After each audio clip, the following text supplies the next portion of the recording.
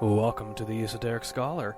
I am your host, and we are going to dig into everything paranormal, esoteric, occult, or mysterious. If it's on the list, we talk about it. So let's dig in and let's look at this from a scholarly perspective and a practical look, as well as some clever creativity and some humor. Let's dig in. Hey everyone out there, it's Tarot Tuesday again. I haven't been very routine on these, and I apologize about that. But this Tarot Tuesday, let's talk about choosing a deck. So, most people, when they get into tarot, they pick some kind of deck at random, or one they think is pretty, or somebody gives them a deck, and then they can start utilizing it and learning it and loving it. And I want to go over just kind of how to choose the right deck. There is no wrong deck, by the way, unless the deck does not work for you. Da-da-dun. So let's talk a little bit about what I do when I'm looking for a new deck. I collect these, but I'm very particular about what I collect. And it doesn't have a criteria, it has energy associated with it. So recently, when I was traveling, I went to a city, and every time I go to a city, I like to check out their new age occult stores to see what they offer, see what they do. You know, I like to be in that scene. So I went to about 4 different ones. And when I get in the store, the first thing I do is I try to judge the feelings, the emotions of the store. What's the vibe I'm getting? And then I go directly to the tarot section. I judge a store by its cover and its tarot section. So I go to the tarot section, I see what they have to offer, and then I kind of set the intuition out that which deck belongs to me. So I'll stand there and I will glance over every deck in the tarot section, and I will just keep asking myself, I'm like, which one belongs to me? Which one wants to go home with me? Which one will serve greater purpose in my life? And I'll just kind of wave my hand over the decks inconspicuously. I don't sit there like all flailing and trying to get attention and garner everyone to look at me. No, I just kind of run my hands over the shelves and see where the energy is in the cards. Which deck is calling towards me? Sometimes I get a really, really strong vibe. Sometimes I don't, and I leave empty-handed. And that's how I build a connection with the deck, is I start out with a deck that wants to work with me. And some people will listen to this and be like, it's an inanimate object. You don't know what you're talking about. It can't decide. You decide. You are the practitioner that puts energy into this. And the rant continues for hours because they want to be right. That's not how it works when you're working with divination tools like the tarot. You're right, they are inanimate, but they have energy that flows through them, and it's through archetypal elements and symbolism that it conveys its message. So what deck you choose depends on how accurate and how well the readings are going to be for you, because you need to connect with that deck on a level that most people can't comprehend. And a lot of times they don't know why they choose the deck they do. They just like the deck. They enjoy the deck. It gives them joy to use it because they have a deeper connection to it. Some people will force their way through a deck to build that connection. Some people will use techniques similar to mine where they find a deck that they bond with. And that's why people believe that the best decks are decks that are gifted to another individual. Not because of some kind of woo-woo, superstitious, I can only use decks that are gifted, because that's not true, but because that deck that you were given found its way to you.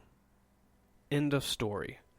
It could have found its way to anyone in this world, but it went from manufacturer to bookstore to someone else to several other people. Whatever the story of that deck may be, it found its way to you. So there is a deeper underlying connection there. And that's why people believe that when a deck is gifted, they yield more accurate results than one bought. I can see it, but I don't necessarily believe it's the case all the time. So my suggestion is to go out and visit different stores. You don't get forced into feeling like you have to buy a deck. Okay? If you're not finding one that meets your criteria and your energy level and your enjoyment, like you have a connection, don't buy it. Unless you're just literally collecting it to put on a shelf and display, don't buy it because the ratings won't be that great. You want to find a deck that when you see it, you're like, yes, that's it. Like the Hermetic Tarot I bought, and I've been reviewing every now and then through the YouTube channel. When I saw it, I looked at it, and I'm like, there's something to that. And that's all I thought. And I start going through the case and looking at all the other tarot cards, and then I was like, I need to look at that. So I called the lady over, and I was like, hey, can I look at the Hermetic Tarot, please?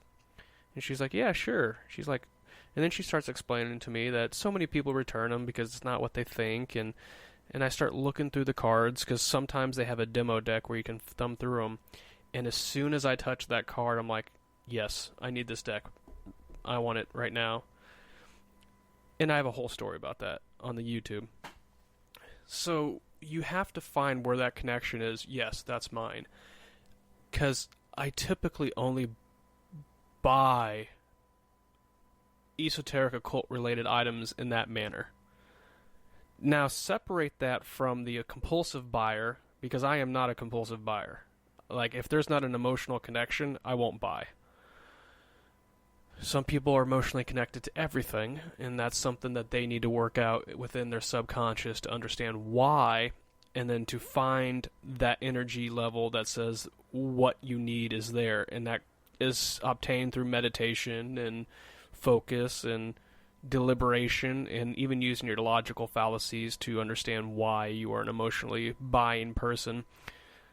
So if you fall into that latter category where you buy everything on impulse and it's hard to decide which one is truly calling your name, my advice is patience and forbearance.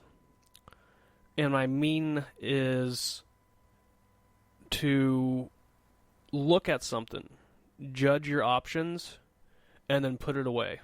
Don't make a decision. And then see what the universe does. And see what options it filters out naturally for you. And then whatever options are left, analyze, think about, look for the energy signature, and then put it away. Don't make a decision. See what the universe naturally filters out for you. Because doing this, you are eliminating your options through a universal means, and whatever you're supposed to end with will be what your option is. Now, this doesn't work for more important decisions in life, like buying houses, job-related stuff. These don't work for that. This is for more your intuitive, spiritual gain, your spiritual advancement, stuff like that. So only use this when you're trying to find out what is the next thing I should add to my collection that will give me insight and be productive to my end goal, esoterically or spiritually. So that is what my suggestion would be on that.